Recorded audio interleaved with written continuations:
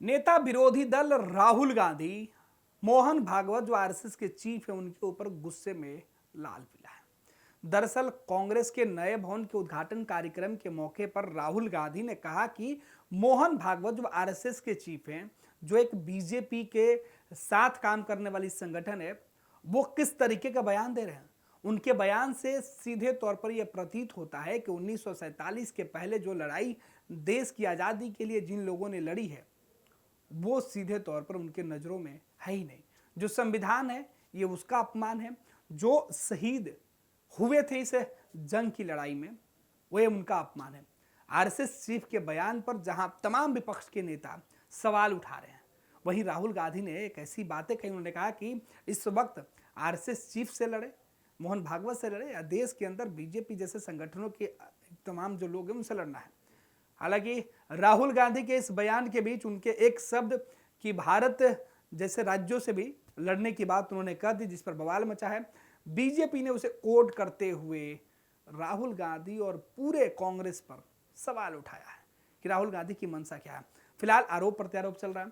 ऐसे में सुनिए राहुल गांधी क्या कुछ कह रहे हैं। The chief of the RSS said that India never achieved independence in 1947. He said that true independence in India was achieved when the Ram Mandir was built.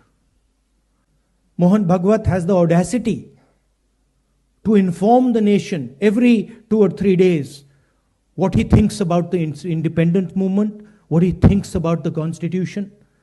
In fact, what he has said yesterday is treason, because it is stating that the constitution is invalid, it is stating that everything, the fight against the British was invalid, and he has the audacity to say this publicly. In any other country, he would be arrested and tried. That is the fact, right?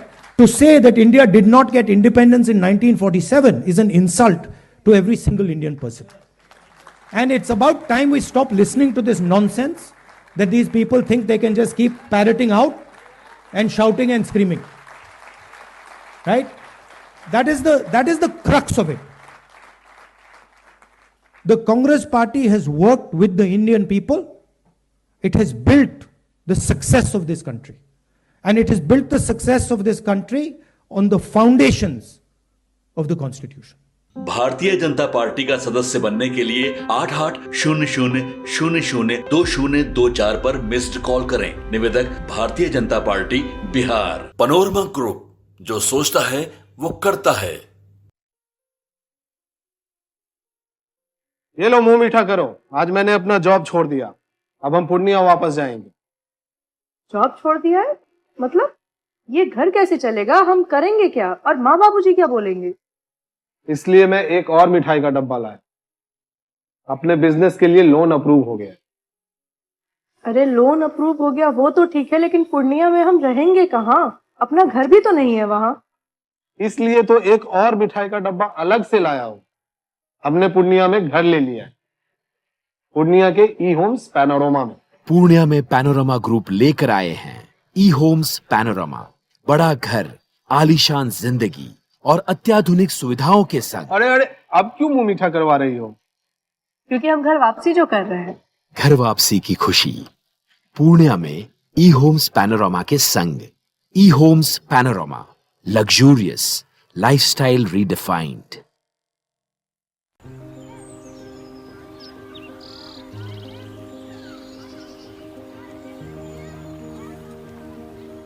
एक बात बतावा, तू हमेशा बड़े बाजार से होकर घर काहे जात बार?